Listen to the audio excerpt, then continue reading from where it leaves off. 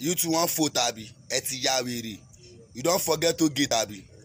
Ìyálà ìyá ẹ̀ ìwọ náà máa dìbò 2023 you wan vote abi. You wan dey among those people wey go vote.